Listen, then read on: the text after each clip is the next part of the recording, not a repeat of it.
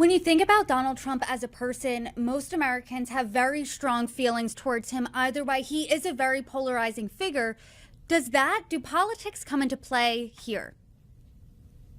Politics do come into play a little bit. I talked to one real estate broker in New York who told me that he pointed to a recent article in the New York Times that showed that condo prices in New York, in buildings with the Trump name on them, they're selling for a discount compared to buildings without the Trump name on them. And that didn't used to be true. Before he was president, condos in Trump branded buildings actually sold for more than the average condo in New York City. So, New York City is a deep blue city. It's full of people who, did not vote for Donald Trump in the last election, in the vast majority of them. And so, there's some speculation that, if you're seen as the person who's bailing out Donald Trump, that could be socially disadvantageous for you. On the other hand, I talked to some folks in Florida who told me that would not be an issue there. Florida is it's a former swing state, now trending red. He won it by 3 points in 2020, which in Florida, speaking as a native Floridian, that's a veritable landslide in the state of Florida.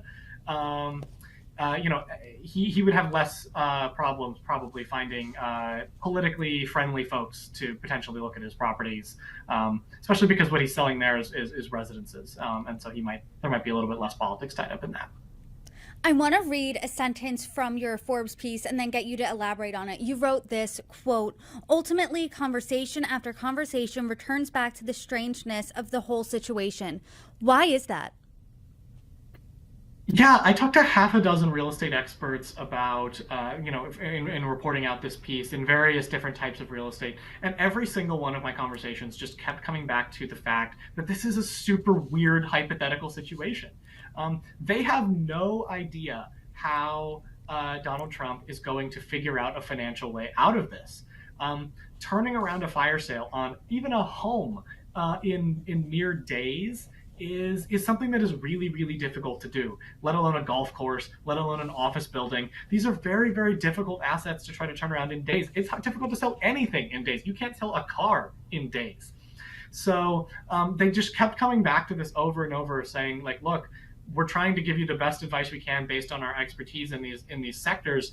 But this is a really weird situation. And on top of everything else, we're talking about a former president currently running for president. That just adds a whole other layer of complications on top of everything else. The word is overused, but this is an unprecedented situation. It's an unprecedented situation. The experts say they don't know how Donald Trump is going to do it, but he has to do it, which brings me to my final question. What is the next deadline? When does he need to have this cash? Donald Trump needs the money by Monday, March 25th. That's this upcoming Monday. We don't know what he's going to be able to do to turn these kinds of things around.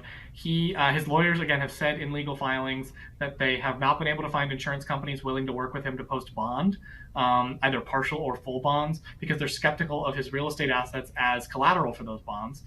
And he can't put up the cash. He doesn't. As far as we can tell, he doesn't have the cash. He claimed on Truth Social the other day that he does have the cash. That seems unlikely, but theoretically, he could have come across something somewhere at some point. We're not sure where this is going to go next.